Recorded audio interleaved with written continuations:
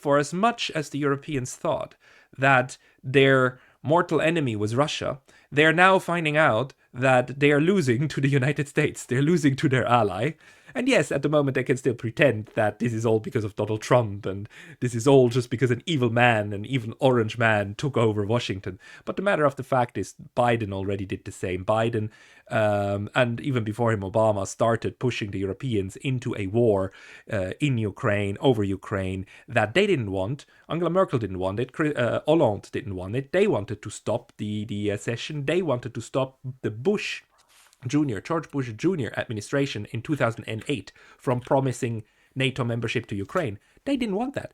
But then they gave up, and George Bush Jr. promised NATO membership for Ukraine, and well, things spiraled to where they are now. So this is not just a Donald Trump phenomenon. This is just a succession of administrations that pushed the Europeans around, and they let it happen.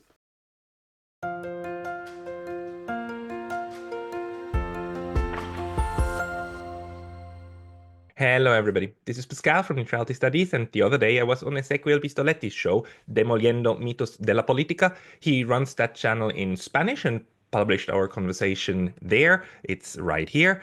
And on this channel, I'm now publishing that conversation where he interviews me on Trump and the new administration, the war in Ukraine, publishing this in English or in your language if you're watching this on one of our other channels. It's mainly an analysis of how I think currently the entire Trump administration is trying to run the show and what this means for world politics. Please enjoy. Good morning, good afternoon, and good evening. Welcome back to Demolishing Political Myths. Today we have the honor and the pleasure of talking with our friend, Dr. Pascal Lottaz, who is a professor in Japan in his field, neutrality studies, and he also hosts the very, very interesting YouTube channel, Neutrality Studies. Dear Pascal, how are you there? Hello, Ezequiel. I'm very good. Life is nice here, but it is currently a little bit cold in Japan. Okay, it's cold here in Germany as well. The place that is not cold right now is Saudi Arabia, and that's the place where actually Marco Rubio, U.S. Secretary of State, and Lavrov, Russia's foreign minister, recently met in order to start discussing what appears to be the first step towards the final peace agreement in Ukraine. However, Ukraine was excluded from the negotiations, at least at this stage, and Europe as well, which made them criticize this meeting very much. They're really surprised and really angry about this. How do you interpret this first step towards what appears to be the negotiated peace at the end of the process? Well, to me, this is first and foremost very good news, because finally having real negotiations and a real peace summit is a wonderful thing. I mean, some of us might remember that we had this sham or scam peace summit back in the summer of 2024 in my country, in Switzerland, which I still feel ashamed for, because it was obviously not about getting to a peace. It was obviously about creating cloud for putting even more pressure on Russia, which is just not the same. But now we actually have a US administration and a Russian administration who want to find a solution. We don't know what the solution will look like. We don't know what the terms of the deal are going to be. But we know that both of them are working toward that goal, which is hugely different from the summer 2024, because then they were just working toward getting Russia to capitulate, right? And whereas now we are in a position where the idea is to find an end in one way or another. Like in a way that the shooting can stop.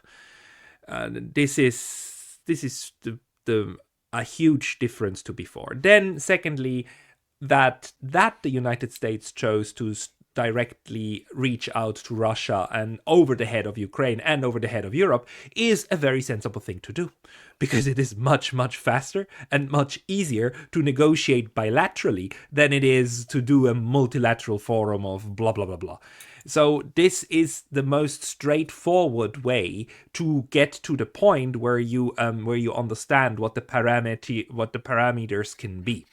And then the United States at some point will need to include at least Ukraine in one way or another, because they also need the Ukrainian armed forces to stop doing what they're currently doing. I mean, when the Russian armed forces stop shooting, you also need the Ukrainians to stop shooting. Otherwise, it won't work. In order to get to that, the United States has quite a vast array of options, starting from carrots all the way to sticks, in order to threaten the Ukrainians, or like just promising them that a lot of good things will come out of it. Preferably it will be the carrots, but if necessary it will definitely be the sticks. And then the only question is, who are the potential spoilers? The spoilers in this area could be the Europeans, because if the UK and if Brussels decide that they want to work against whatever kind of peace agreement might come out of this between the US and Moscow, between Washington and Moscow, then the obvious way to do that is by continue supporting the Ukrainians with their military means. And although the Europeans by now, obviously and to the naked eye, don't possess the means to win this war, they might possess enough means in order to spoil the peace. So the question to the US and to Russia will be then how to bring the Europeans and the Ukrainians on board, maybe not to make them happy enough to say yes, but to keep them under the threshold of trying to spoil the peace process. And this is a natural thing to happen, because in any kind of such peace process you often have individual actors, left out actors, that if push comes to shove will act as spoilers, even if it is for no other reason than to not be completely marginalized. And the Europeans are currently being marginalized like they've never been marginalized before. I had a talk today with Arnaud Bertrand, and he pointed out very correctly that never in the last 1,000 years was the security configuration of the European continent decided completely and utterly outside of it and by outside powers. This time, none of the European powers, literally none, sits at the negotiating table in Saudi Arabia. And I understand that the Europeans are very angry at that the Brits and the Germans and the French are furious. But if you make yourself a poodle, then you must not be surprised if others treat you like a poodle. And that's what the Europeans did over the last at least 25 years. And the closer you get to current times, the more poodlish they became. They became so much of a poodle that the German chancellor, just stood next to the American president when that one announced, Joe Biden, before the war broke out, that, well, if Vladimir Putin attacks, then Nord Stream is over. He just stood there and took it that the American president threatened to sabotage, to destroy a German-Russian joint infrastructure project. And, well, the whole world watched.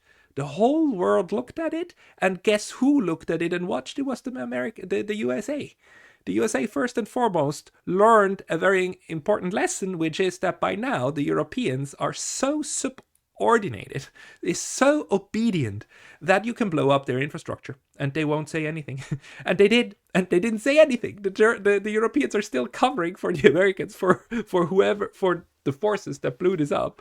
They're still covering for it. And we know that because the Swedish investigation has finished, the Danish investigation has finished. You cannot tell me, you cannot sell the idea to me that nobody in Europe knows what happened. This, so, and by now it is clear that for as much as the Europeans thought that their mortal enemy was Russia, they're now finding out that they are losing to the United States. They're losing to their ally.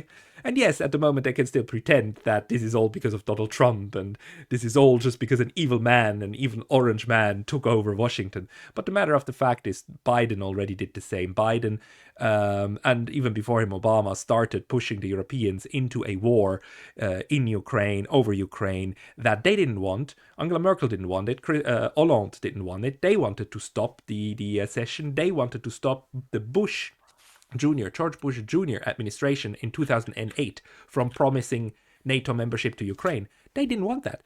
But then they gave up, and George Bush Jr. promised NATO membership for Ukraine, and well, things spiraled to where they are now. So this is not just a Donald Trump phenomenon. This is just a succession of administrations that pushed the Europeans around, and they let it happen. And now you are at the end point of this entire charade, where the situation is becoming so evident that even the Europeans can't ignore it anymore. But it's now 20 years too late to do something constructive out of it. And now you will need a lot of repair work instead of maintenance work done in order to get back to a situation in which Europe can again basically stand up for its own interests. Yeah, I completely agree with you, and I believe that the Europeans not only became a poodle, but a deceitful poodle, in the sense that probably they don't even deserve to be at the negotiating table, because the last time they were there, they actually made these fake agreements in Minsk, which, as you remember, Hollande and Merkel conceded to be just to get time and send more weapons to the Ukraine. They when Europe was the guarantor actually of these agreements. So not only they probably cannot participate against the US will, but do they really deserve to be there after losing the confidence after doing this? Well, that's another question for sure. But Pascal, there has been some details about what the US expects to be like with regard to the following steps, in the sense that Pete Hegseth explained in the Ramstein meeting, when he said that, well, firstly, the US would back down financially and militarily and leave all this burden on the back of Europe.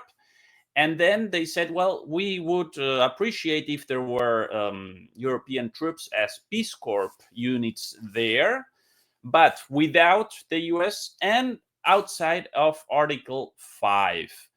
How probable, how likely do you see a situation like this happening? Because this might be the US plan, but Putin might think differently as well. So what do you think about this proposed project in order to go to peace under these terms? Well, we have more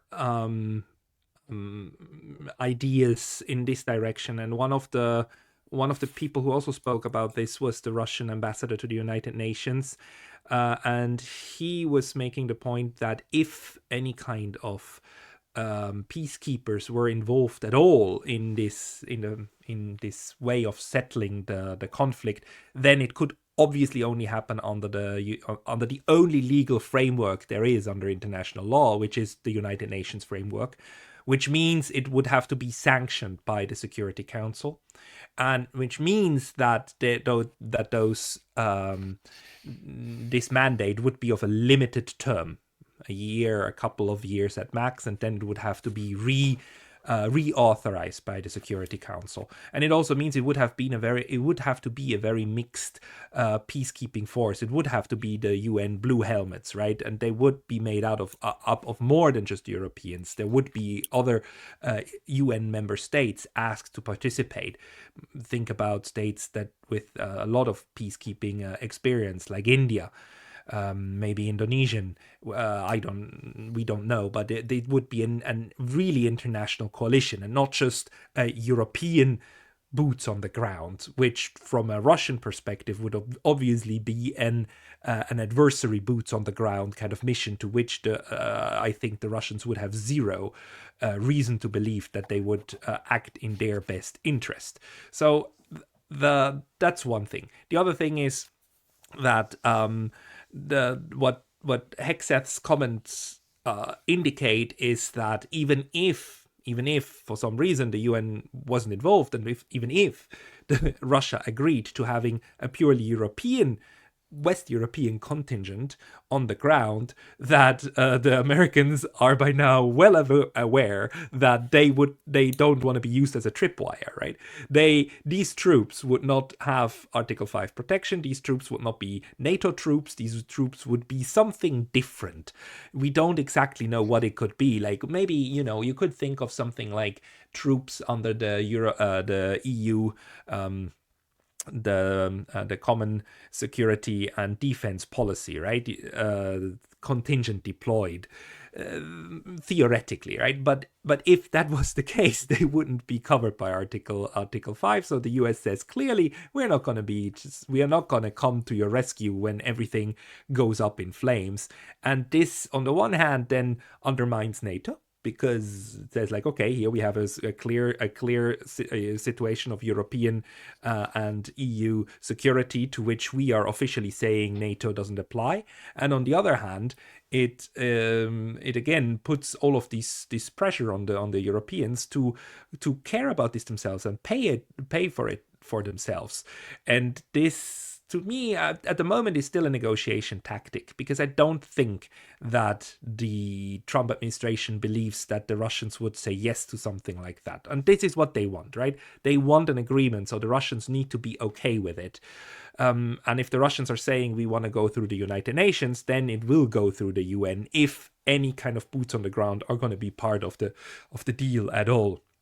But I do also think that the Russians understand that it would be if a ceasefire and then a separation of these conflict parties, if that is the outcome. So from the Russian perspective, it would be a official recognition of these 4 oblasts as part of Russia. From the Ukrainian perspective, it might be something like they would not give up their claim on the 4 oblasts, but they would agree to withdraw to a certain perimeter. Which, whatever it's going to be, the understanding, both sides are probably going to have a slightly different understanding, and in order to make it work, you might need personnel on the ground. Now, peacekeepers, you can call them that, or just observers. I mean, remember how during the outcome of the Minsk agreements, what was that you had OECD observers on the ground who actually did a good job at independently observing whether or not projectiles were still fired. They couldn't do more. They couldn't make the party stop firing the projectiles, but they were able to at least count them and monitor them. That's already something. So a monitoring mission is also something that we might see as an outcome. But it is pretty clear, especially after the experiences with Minsk, that the Russians are gonna want more. They want more than monitoring. They want assurances, and they want something verifiable that would force the other side to stop. And this is where actually the Russians need the Americans. They need the US to put pressure on the Ukrainians to actually live up to whatever is being now talked about in Riyadh, and what might one day be agreed on between them. So this is a very interesting example of how then the former proxy force, or the proxy, the power who wields the side that wields the real power in the proxy war, might in the end actually de facto turn against its protege and use force against the protege. I mean, probably political force, in order to extract the concessions from the protege that they want. We don't. Again, this is then where the whole spoiler issue can come in. But at the moment, the Ukrainians are still signaling very, very clearly that they're not happy with this, and that they don't want this, and that Zelensky is is not on board with what is happening. But once the pressure is on, there won't be a lot of other options for Zelensky or whoever is going to be the next president, because the Russians recently also said that what is needed is elections in Ukraine in order to have a proper political counterpart to then work with. So maybe what we're going to see as part of the agreement is going to be new elections in Ukraine in order to create the political background to then allow for also a de-escalation, a proper de-escalation with Ukraine to happen between Moscow and Kiev. Pascal, most analysts so far have mostly concentrated on the, let's call it, tiny picture with regard to the war in Ukraine, as they all concentrate in the possible dealing of land, of territory, of new elections, of natural resources as well, and many other things, as if this was a Ukrainian-Russian war. But as we all know, this is a war in Ukraine, which actually has much deeper roots. And one of the main things that lies behind this war is actually the Asian European security structure, which has been modified. At least that's what the US and NATO tried when they started their expansion towards the east, and that's something that Russia naturally rejects. So there are certainly other things, just as like the missile bases that NATO has in Poland or in Romania, the possible color revolutions in Georgia, or the canceling of elections in Romania, or the fake elections that we have in Moldavia. You certainly remember that as well. Don't you think that Russia will try to negotiate these things as well, as they belong as to this war, as the core causes of all this turmoil? Yes, they might. On the other hand, this is something that I think is giving the Russians already quite a bit of confidence, because it seems as if though the current administration itself wants to do something against it, irrespectively of the Russians, right? The US is right now, Donald Trump is dismantling USAID. Donald Trump is dismantling the National Endowment for Democracy. The US is right now in the process of defunding its own regime change apparatus. And that is quite surprising. And if I was sitting in Russia, I would be surprised at that, because this regime change industry has been delivering fantastic results for the US from the perspective of the neoconservatives, right? It gives you a lot of leverage. I mean, it went so far that it managed to enlist Ukraine as a willing sacrificial lamb and frontline soldier in this proxy war against Russia. It failed in Georgia, but we saw how much they tried with Georgia to get them to that point again and again. And Georgia refused, and that was fine. It failed in Kazakhstan, it failed in Belarus, but it is working all over Central and Eastern Europe. So the fact that now this apparatus is apparently being dismantled, that is, even if it's not intended as a trust-building mechanisms from the US toward the Russians, I would think that the Russians take this as a sign that something has seriously changed in Washington, something about the perception of where global geopolitics is going. And that play goes hand in hand with what we've heard from Marco Rubio and Hegseth and so on about the multipolar world. Multipolarity used to be the big no word that you were not allowed to mention in Washington under the Biden administration. There was no multipolarity. Multipolarity was treated like a conspiracy theory, that only weirdos would talk about, because obviously the world was one of the rules-based international order. Now, rules-based international order, to my knowledge, neither Trump nor Rubio nor Hegseth nor any of the others has ever used that word. It's, at least for now, completely gone. And it has been replaced by an admission that the world is multipolar and that Russia and China are great powers in their own right. I mean, Marco Rubio said so himself. He said so in an interview that this is the natural order of international relations, and the unipolar moment was an exception. And now we're back to the normal state. And within what this means is that the US recognizes, or at least this administration, that the US is only one of at least three great powers and other powers around it, and that they need to get arranged with each other. And Donald Trump has said very clearly that what he doesn't want is more war. And his inauguration speech, for all of its flaws, one of the positives is that he clearly said the success of his administration will be measured by the wars they end and by the wars that they never get the United States into. So this is a very, in a sense, maybe not a pacifist view of the world, but it is an anti-bellicose view of what a successful foreign policy means. This is not a nice foreign policy, not necessarily a cuddly, cozy foreign policy, because at the same time, he of course says he wants Panama, the Panama Canal under US control. He wants to take over Greenland. So I think Mr. Trump clearly thinks in spheres of influence, and he wants the Americas carved out for the US.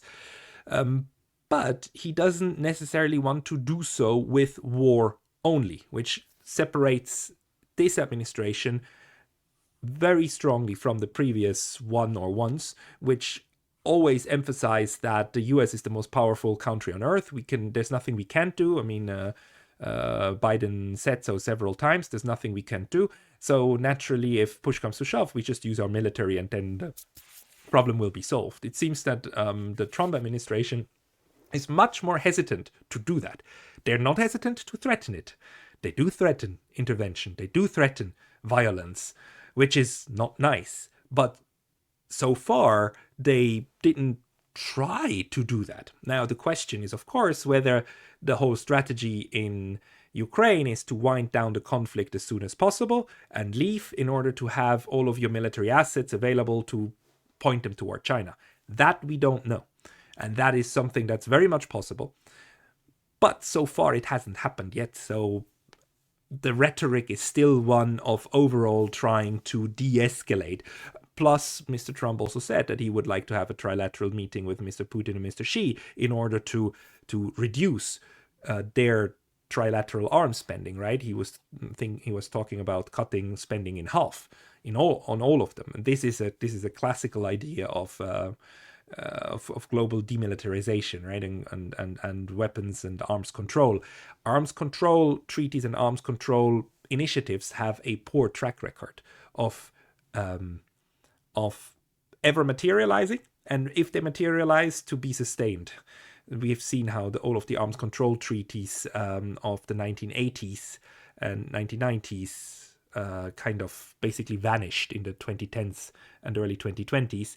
And if we go further back and we look at the initiatives of the late 19th century to do arms control, the two Hague conventions, the two Hague conferences, first and foremost, they both of the 1899 and 1907. Those were big conventions, big conferences for disarmament, and the disarmament part failed horribly. So historically speaking, these ideas often either fizzle out or completely just fade away. But the fact that we have talk about it back from the United States, the largest arms producer and spender on military equipment, is an encouraging sign. Again, we don't know all of the backgrounds for that, and we don't know if it's meant seriously. But these are new tunes from Washington, which all feed in to this new overall global outlook at how geopolitics is going to work from now on. Rules-based international order is out, and spheres of interest or spheres of influence are probably back. As you mentioned, Trump is dismantling some soft power institutions of the US. As you mentioned, the USA, probably in the future it will be the NED as well. However, he is, as you also mentioned, signaling some very hard politics things when he threatens to take over the Panama Canal or Greenland or the 51st state, Canada, or changing the Gulf of Mexico to Gulf of America, and so on. Pepe Escobar mentioned that actually what they're trying to do is somehow a new version of the triangular diplomacy of Kissinger, which in this case would mean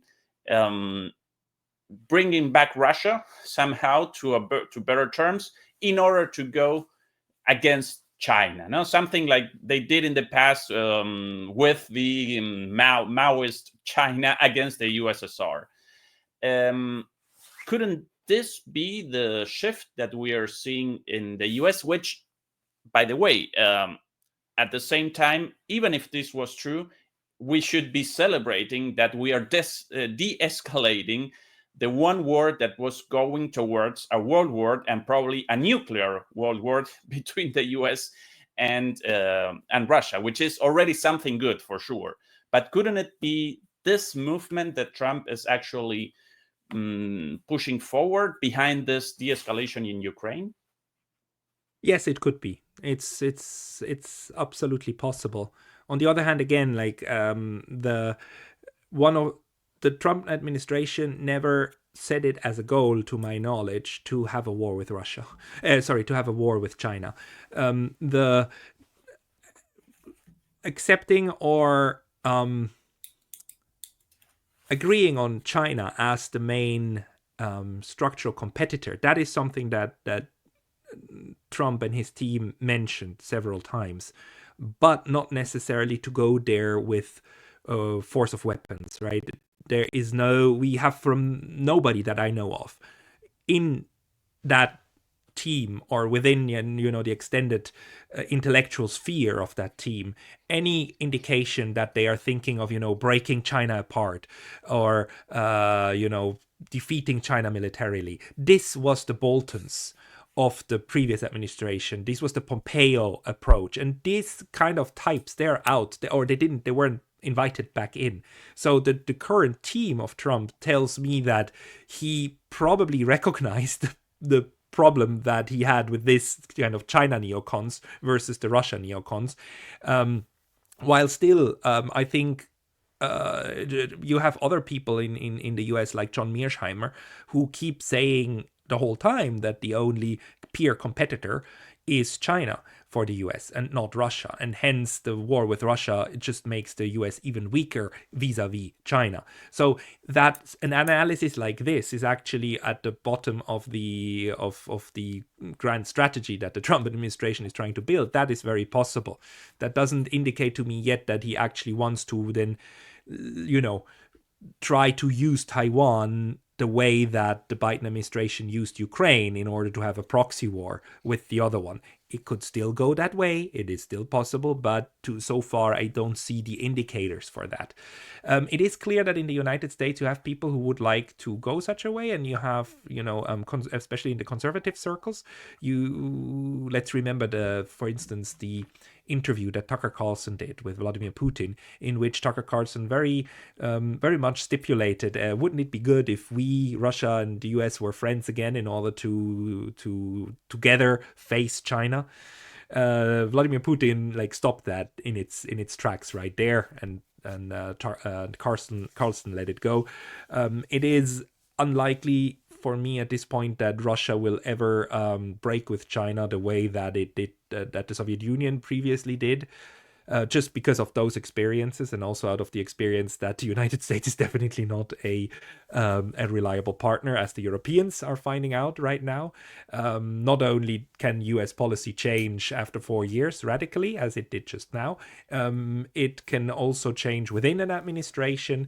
And the US is a wild card in international relations. So China and Russia are both much more stable in terms of their interest, in terms of their strategic environment, and in terms of their military capabilities.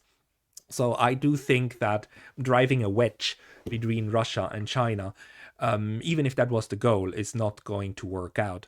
But I do have, I'm still hopeful, also because the other potential flashpoint, that might be a next U.S. war. It's not just China, or like China is even further away, but the immediate one could be Iran, right? The U.S. is still having a lot of beef with Iran, and having right now a peace summit, a European peace summit in Riyadh, in the Middle East, in Saudi Arabia, and the Israelis not disturbing that. Because all it would take for Israel to blow up this initiative of the Americans would be, again, sending a missile into an Iranian embassy or consulate. They could do that at any point. They've done that over the last 3 years, the entire time. But right now, the Israelis are keeping calm, are keeping the region calm, and after the upheaval of December with what happened with Syria, um, that that West Asia is calm right now tells me that the US made it pretty clear to also Israel that they don't want this process to be disturbed. And if it stays like this, then maybe we have a chance that also in West Asia, the whatever is going to come next might be something short of war. Although the US made it clear that it will put maximum pressure on Iran. But the Russians also made it clear that they are now in a semi-alliance with Iran. They have a new treaty with them, and that they are helping to arm Iran, which, on the other hand, though, means that the Russians are trying to work together with the Americans against a nuclear Iran.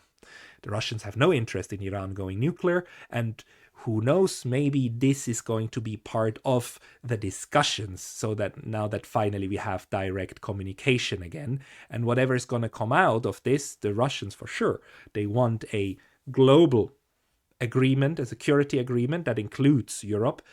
But I would expect that at least at the beginning of the negotiations, they will try to include the West Asia, the Middle East as well, and try to keep that one stable too. Okay. Some analysts have an alternative line of interpretation, in the sense that they say the US is going to redirect its foreign hostile policy towards China instead of Russia, but they cannot carry out war right now, so they will rather have a trade war with China so far, and at the same time they are going to escalate in the Middle East, especially with regards to Iran, something that you just suggested. In fact, if you have certainly read this document from 1996, A Clean Break, which was developed for the first Netanyahu government by some Israeli and some American neocons at that time, and they basically proposed to reshape the Middle East, and for that they had to Israel, with the support of the US, had to start wars all around against Lebanon, Syria, Iraq, Libya, even Sudan was there. Well, naturally, the same situation in Palestine. And the last one was supposed to be Iran. And so far, this is the only one that has not started a war directly against Israel and the US. So could it be Trump's move to start a commercial, a trade war with China so far, but escalating in Iran, which now, as you also said, is an ally of Russia as well, and has even some S-400 anti-missile defense systems coming from Russia. So even some military systems are there. Could this be a path that we could expect from Trump's administration?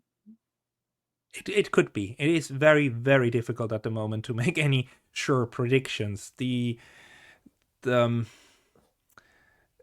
one thing that I believe to see, and again, that's just my personal opinion, is that Donald Trump, whenever possible, tries to avoid all-out military force. He did so in his first administration, but that doesn't mean that he rules out all types of force. He was the one who killed General Soleimani, the Iranian top general of the Islamic Guard, the Revolutionary Guards. That is, that is as escalatory as it gets. But in a way, he calculated correctly, in the sense that the Iranians didn't try to militarily retaliate the way that they could have. So he bullied them into submission. So this is horrible, right? And I don't support that. I don't say this is good. It's just like, this is what happened. The Iranians later de-escalated by throwing a couple of missiles at near a US military base and called it quits, right? Which is, and the Americans said, oh, we're outraged, but of course they weren't. I mean, they knew this meant the US won this standoff. I could very much imagine that the US will try something like this again, that they will try to do all of these standoffs with the Iranians, gambling on the Iranians standing down and gambling maybe on the Russians to calm them down, and thereby achieving the desired results for Israel, right? And basically establish or cement Israeli hegemony over a good part of West Asia.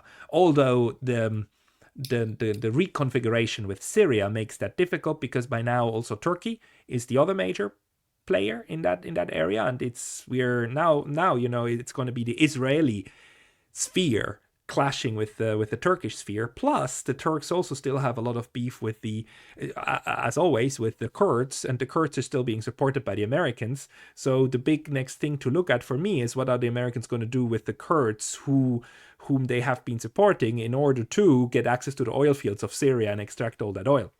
Is Donald Trump going to leave that alone? Is he going to go away and just leave the Kurds to their fate and basically fight a war with Turkey, in which they have like little chance to win? And if they leave, I mean, that might give again like chances for Iran to interfere and work with some of the actors on the ground. So this story is far from done. I would believe that Donald Trump will try to look for some sort of grand bargain there as well, and part of that might be using force with China too. Part of what he wants to achieve might include the use of force, but not as dramatically as some other administrations have done by going to all-out war. And if you were speaking of, you said at the beginning, we might have a trade war. Yes, and probably trade war is going to be part of the game. But let's remember, trade war is not a real war. Trade war is nothing but trying to be mean to each other with your respective markets and whatever you can do in order to hamper the other's ability to develop. But it's the word war here is really misplaced. We should use the word trade conflict. And conflicts are normal. There has never been a time in world history when we had no conflicts. There will always be conflicts. The question is, do we manage the conflicts below the threshold of using physical force and starting killing each other? Or does it go all the way up there? So my sense is that Trump will try to keep it below that threshold, while still threatening and fuming and scaring others into submission. So he's still a bully. He's just not the bully who will try to use a knife to cut the other one. He will use his fists, but not a knife. That's a bit how I see it developing at the moment. I might be wrong. He might in the end use all-out military force against Iran or China or both of them. But if that happened, then yeah, well, I would be surprised. Let me put it that way. Okay. One last question, Pascal. So far, Trump has bullied the supposedly allies of the US, and we have been talking until now about Russia, China, Iran, Middle East. Those are supposed to be the adversaries or the enemies of the US. What do you think is planned, or how do you think that Trump interprets the relation with the allies of the US, because so far it's trying to strong arm them with tariffs, and I'm talking about Mexico, Canada, Europe as well. But let us be clear: in order to economically confront with China, the US needs actually Mexico and its cheap labor force. So what is going to happen there? Are we just seeing the initial negotiations, but in the end, the US will try to build a bloc with Mexico, Canada, and the US, and probably with the entire American continent in order to confront China? Or will it try to somehow antagonize with them as well and then be alone in this confrontation against China? Well, when it comes to North America, I think from what I'm seeing, I believe that Trump and the Trump administration thinks of it more in terms of domestic policy. I don't think that any of them has this image that they have to tie together Canada and China, Canada and Mexico in order to fight China. I just don't think that's the mindset. When it comes to its two immediate neighbors, and in an extended way to the whole of Latin America, I think what the Trump administration sees is how it impacts its domestic politics. And let's not forget, like, US politics is first and foremost domestic. The Trump administration has to deliver. They have to deliver for the people that they promised to help them out of their misery. Because, I mean, it's mind-boggling, but something close to 20 million Americans live close to or beneath the poverty line. It's really it's really bad. And if you look at some of the cities, and Trump has spoke about that a lot, some of the cities look like slums. And the fentanyl problem makes all of this even worse. And this needs some addressing. And that's what Donald Trump in his whole campaign did. And this is also how I see where his rhetoric with Mexico and Canada is going. What he wants is to, on the one hand, reindustrialize the Rust Belt. He wants to de-rust the Rust Belt and get some manufacturing done in the US again, because his gut feeling seems to be that if you manufacture again locally, then that will have a positive effect on the entire economy.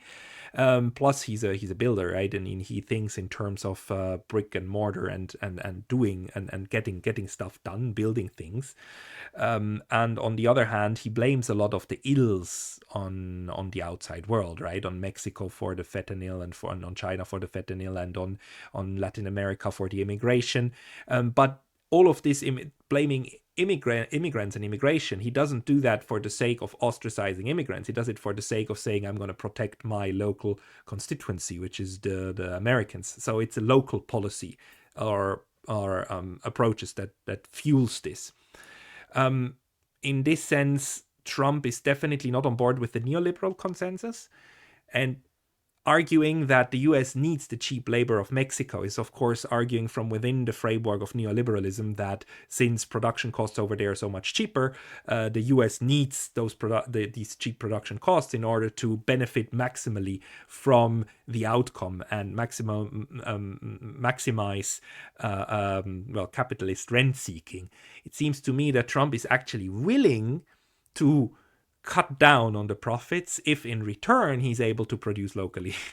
So I don't think he's a neoliberal in that sense. I don't think he's definitely not a socialist, definitely not social democratic, and definitely not thinking in terms of like maximum benefits for everybody. But he does think in terms of bringing capacity back to the mainland to make things happen and build things. And if you do that, then you will necessarily have to incur costs. He will try to outsource these costs, and he said so clearly, right? In the perfect world for Donald Trump, he will put massive tariffs on imports from Mexico and Canada, and he will make Mexico and Canada pay for the difference in income on rent that the US can find. Now, whether he will succeed with that is another story, but that's going to be the approach.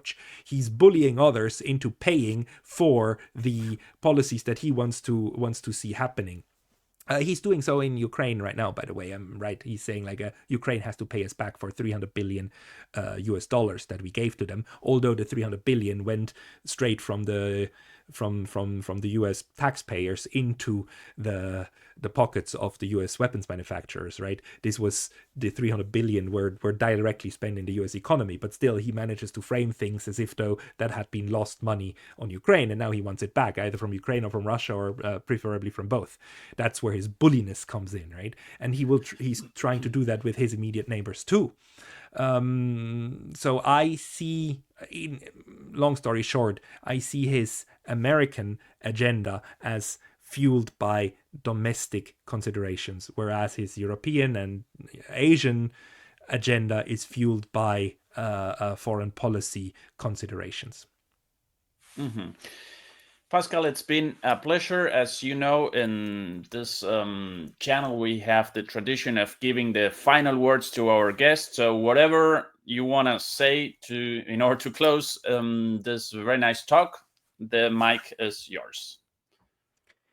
I would like to close by saying that for the first time in a couple of years, I am hopeful that we get toward a de-escalation. That doesn't mean we will be in a peaceful future, but maybe in a future that tries to work towards some form of reconciliation overall.